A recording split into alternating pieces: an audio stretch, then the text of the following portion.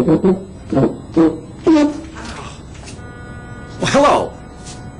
I'm having a little trouble playing my tuba today. I've got this little cut on my finger, but it makes playing the tuba difficult. Oh, and I have to play with the Big Harbour band, too. Maybe I should call them and tell them I'm not feeling well. No, then I'd miss the concert. Oh, I'd hate to miss it. Maybe no one will notice. Maybe everyone would notice.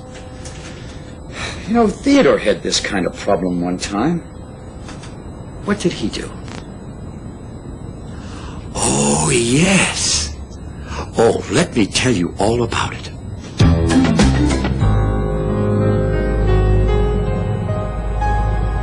Theodore, Hank, and George were helping the last ship of the day into its dock. "One big last push," called George. "This is a heavy one," said Hank, as he strained against the ship. "No ship's too big for us, Hank," said Theodore. And he put a little extra power into his push. "Good work," boomed George. "We're finished. I need a rest." "Sounds good to me," said Hank. "Tomorrow will be even busier." "I wouldn't miss it for anything," said Theodore.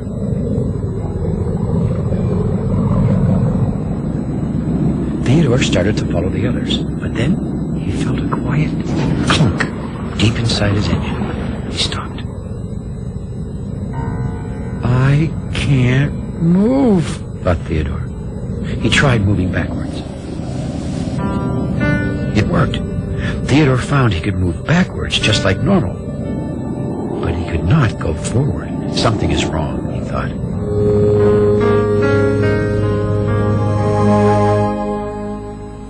Theodore did not sleep well that night. The next morning he kept hoping and hoping the problem with his engine had gone away by itself. But it hadn't. He wasn't feeling any better. Still, he was determined not to miss anything that day. "I better get to my place for the morning work meeting now," he said to himself, "before anyone sees me going backwards." Theodore quietly pulled out, backwards.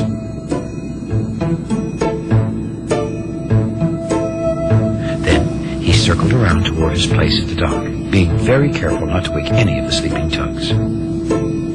He had almost made it to his place when he gently bumped into Emily. "Oops," he said out loud. He hoped he didn't wake Emily. Well, Emily rocked a little back and forth, but she kept on sleeping. "Phew, that was close," thought Theodore as he moved to his place. He turned off his engine and waited for the work meeting to begin.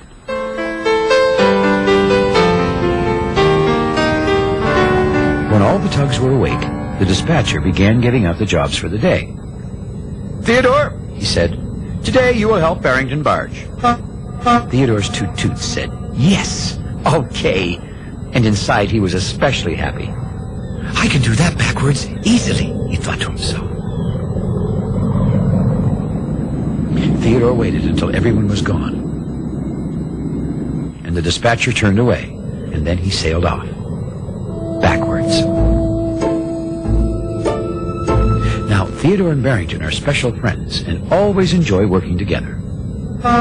"Let's go," said Theodore, and he began pulling backwards. Well, Barrington felt confused. "Why are you moving backwards, Theodore?" he asked. "Oh, I thought I'd try a new way of pulling," answered Theodore. But actually, he was finding it hard to see where he was going. "Will we have a story today, Theodore?" asked Barrington. You see, Theodore always told Barrington stories when he moved him. It made the work seem like fun. "Sorry," said Theodore, "but I can't pull backwards and tell a story at the same time." "No story?" said Barrington. "Oh, that's too bad." Theodore felt bad, too. He loved telling stories to Barrington, but it was all he could do just to keep pulling in a straight line. When Theodore was finished, he saw Foduck waiting for him all the way across the harbor. Foduck would be sure to see him going backwards. What should I do, he wondered. Just then, he spotted Emily coming towards him. "Oh, no," he said out loud. he certainly didn't want Emily to see him going backwards either. He quickly backed up behind Willie's Island. As soon as Theodore was safely behind Willie's Island, a small smile crept across his face. I'm probably the smartest backwards-only tugboat in the whole harbor, he thought. Ding, ding, ding, ding. It was Bedford Buoy, way off in the distance, and he was dinging his bell at Theodore. Hello, hello, called Bedford. He was always very excited to see his good friend Theodore. Shh, called Theodore.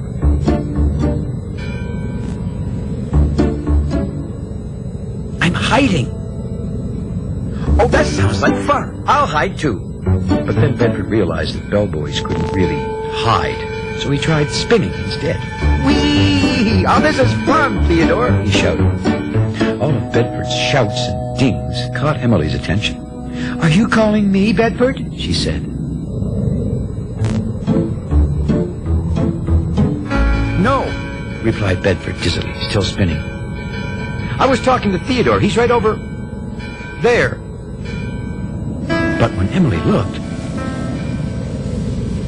Theodore was nowhere to be seen. Bell buoys are strange sometimes, she said to herself, and set off again. Theodore had snuck around the other side of Willie's Island. How will I ever get across the whole harbor without Phodak seeing me going backwards? He sighed to himself. And then he saw Philip and Fillmore, the ferry twins, crossing the harbor. That gave him a great idea. Theodore waited for just the right moment. Then he snuck up behind Fillmore so no one could see him. Then he went all the way across the harbor behind him, backwards.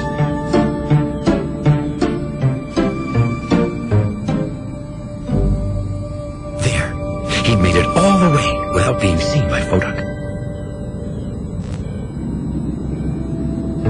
Theodore took his place at the back of the ship and started to push. Now Theodore was actually beginning to enjoy his backwards view of the harbor. He liked the way the world seemed to move in a whole new way. It was kind of fun. Theodore, said Phodak, you're backwards. I know, Phodak, laughed Theodore. It's fun. The harbor looks different. Is everything going okay back here? Asked Phodak. Theodore didn't know quite what to say. You see, everything wasn't okay. He still couldn't move forward. But he didn't want to tell Phodak because he didn't want to miss anything going on in the harbor that day. I hope I don't have to go backwards forever, Theodore said to himself.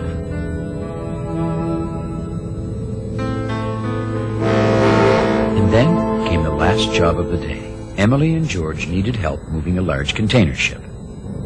By this time, Theodore's engine was becoming very tired, and he wasn't sure if he could do much more work forward or backward. Where's Theodore? Said George. He knows we need him, said Emily. Theodore managed to sneak by both tugs and get right next to the big ship without anyone seeing him. Hi, he said. Theodore, said George. Where did you come from? Oh, I just got back. I just got back from my other job, said Theodore.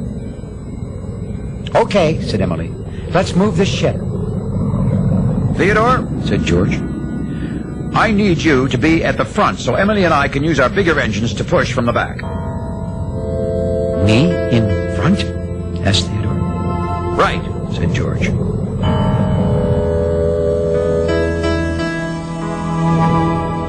Theodore slowly took his position.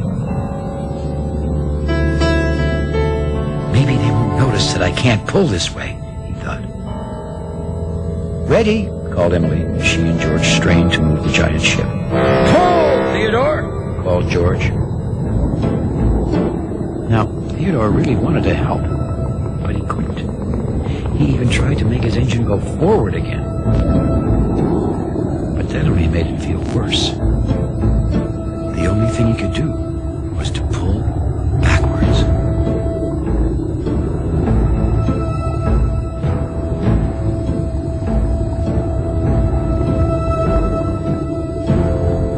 Stop! He shouted. "What is it, Theodore?" asked George. "Are we going to hit something?" called Emily. No, answered Theodore quietly. it's me. "Are you all right?" asked George and Emily together. Theodore took a deep breath before he spoke. No, I'm not all right. I can't move forward. Well, both Emily and George looked concerned. It happened yesterday, and I spent the whole day moving backwards and not telling anyone. "Well, that must have been hard," said Emily. It was, said Theodore. But I didn't know what to do. "I had that happen to me once," said George. "You did?" asked Theodore. "What did you do?" "Oh, I went to the repair dock," said George. "Oh, they fixed me right away." Theodore was surprised. "Do you think the repair dock could help me?" he asked.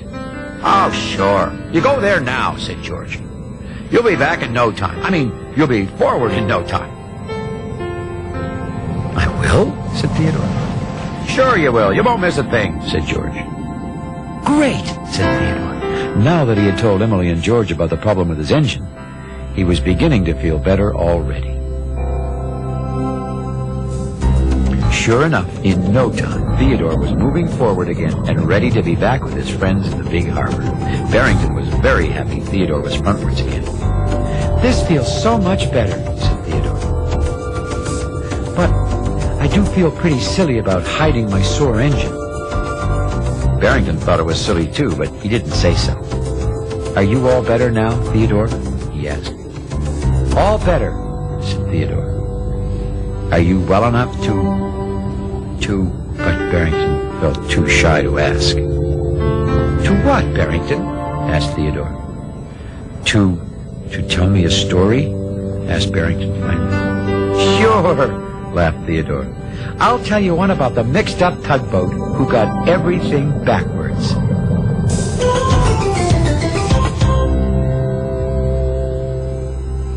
No, it wasn't hard to fix Theodore's backwards problem after all. And you know, that story reminded me of a very easy way to fix this problem with my finger here. A bandage. I'll just put it on, like this. There. Now, let's try it again. Oh, that's much better. Yeah. Now I won't have to miss playing with the Big Harbour Band after all.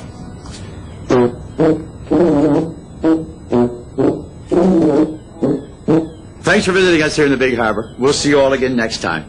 This is going to work out just fine. Theodore, he's a tugboat and a friendly tugboat too. A friendly tugboat too. Oh, Theodore likes to do the things that friendly tugboats do. Pushing and a pulling in the great big harbour, in the great big world is so much fun. So many brand new things to discover. Waking with the sun, gotta get the job done. Oh, Theodore and Emily, oh, to Hank and George and the Harbourmaster too.